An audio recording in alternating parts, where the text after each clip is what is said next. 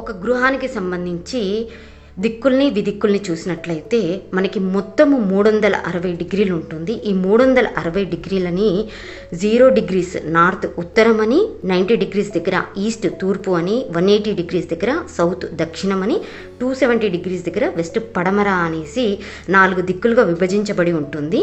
అయితే ఈ దిక్కుకి ఒక దిక్కుకు మధ్యలో ఉన్నదాన్ని మూల అంటే విదిక్కు కార్నర్ని, ఉత్తరానికి తూర్పుకి మధ్యలో ఉన్నదాన్ని నార్త్ ఈస్ట్ ఈశాన్యమని, తూర్పుకి దక్షిణానికి మధ్యలో ఉన్న కార్నర్ని సౌత్ ఈస్ట్ ఆగ్నేయమని, దక్షిణానికి పడమరకి మధ్యలో ఉన్నది సౌత్ వెస్ట్ నైరుతి అని, పడమరకి ఉత్తరానికి మధ్యలో ఉన్నది నార్త్ వెస్ట్ వాయువ్యమని అంటారు. వీటిని ఈ 4 దిక్కులని, ఈ 4 విదిక్కులు కార్నర్స్ అని అంటారు.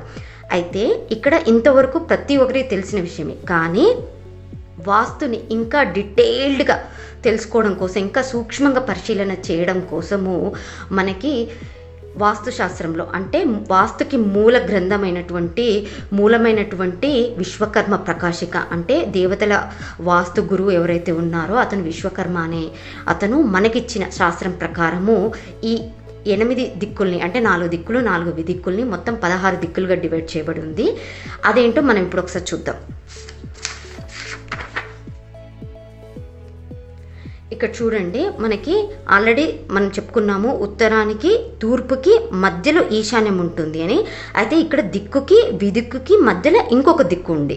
దీన్ని నార్త్కి నార్త్ ఈస్ట్కి మధ్యలో ఉన్నదాన్ని అంటే ఉత్తరము ఈశాన్యానికి మధ్యలో ఉన్నదాన్ని నార్త్ ఈస్ట్ ఉత్తర ఈశాన్యమని, ఈశాన్యానికి తూర్పుకి మధ్యలో ఉన్నది ఈస్ట్ నార్త్ ఈస్ట్ తూర్పు ఈశాన్యమని, తూర్పుకి ఆగ్నేయానికి మధ్యలో ఉన్నది ఈస్ట్ సౌత్ ఈస్ట్ తూర్పు ఆగ్నేయమని, ఆగ్నేయానికి దక్షిణానికి మధ్యలో ఉన్నది సౌత్ ఈస్ట్ దక్షిణ ఆగ్నేయమని, దక్షిణానికి నైరుతికి మధ్యలో ఉన్నది దక్షిణ నైరుతి సౌత్ వెస్ట్ అని,